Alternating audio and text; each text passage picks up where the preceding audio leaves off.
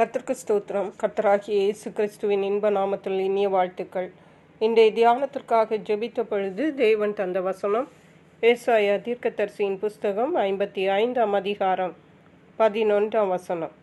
அப்படியே என் வாயிலிருந்து புறப்படும் வசனமும் இருக்கும். அது வெறுமையாய் என்னிடத்திற்கு திரும்பாமல் அது நான் விரும்புகிறதை செய்து நான் அதை அனுப்பின காரியமாகும்படி வாய்க்கும். நம்முடைய கர்த்தராகிய இயேசு கிறிஸ்து அவருடைய வார்த்தைகளை ஒரு நோக்கத்திற்காகவே அனுப்புகிறார். முந்தைய வசனம் சொல்லுகிறது, மாரியும் உறைந்த மழையும் வானத்திலிருந்து இறங்கி அவ்விடத்துக்கு திரும்பாமல் பூமியை நனைத்து, அது மழை பெய்யும் பொழுது பனி பெய்யும் பொழுது அவைகள் வானத்திலிருந்து இறங்கி பூமியை நனைக்கிறது, பூமிக்கு தண்ணீர் கிடைக்க பண்ணுகிறது, அதில் முளை கிளம்பி விளையும்படி செய்து விதைக்கிறவனுக்கு விதையையும் புசிக்கிறவனுக்கு ஆகாரத்தையும் கொடுக்கிறது. எப்படியோ அது பூமியை நனைத்து விதைகளை விதைக்கிறவனுடைய அவன் விதைத்த விதை முளைக்க பண்ணி அங்கே புசிக்கிறவனுக்கு ஆகாரத்தையும் விதைக்கிறவனுக்கு விதையையும் அது கொடுக்கிறது. அங்கே நல்ல விளைச்சலை கொடுக்கிறது. இதற்கு காரணம் என்னவென்றால், வானத்திலிருந்து தேவன் அனுப்புகிற மழை, பனி, இவைகள்தான் பூமியிலே மனுஷர்கள் சாப்பிடுகிறதற்கும் எல்லா சிருஷ்டிகளும் சாப்பிடுகிறதற்கும் விளைச்சலை உண்டு பண்ணுகிறது. அப்படியானால் மனுஷர்களுக்கும் எல்லா சிருஷ்டிகளுக்கும் ஆகாரத்தை தருகிறவர் தேவன்தான். ஹல்லேலூயா.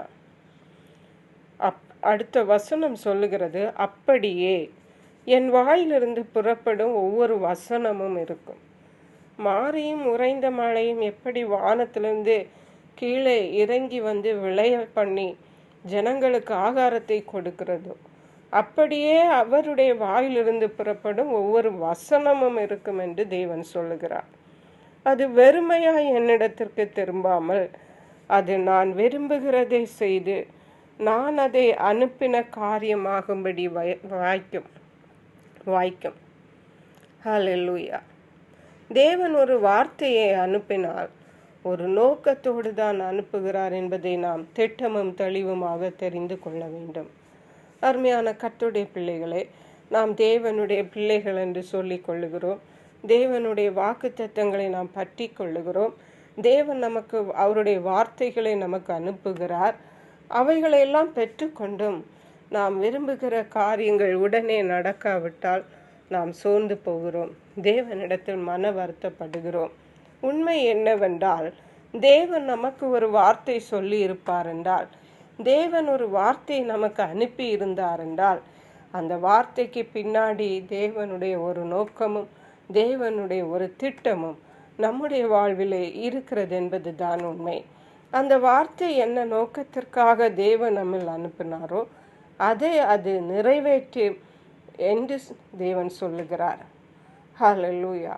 அருமையான கர்த்தருடைய பிள்ளைகளே, கர்த்தர் நமக்கு தந்த வார்த்தைகளை குறித்து நாம் அசதியாயிராமல் அவைகளை குறித்து தேவனுக்கு நன்றி சொல்லுவோம்.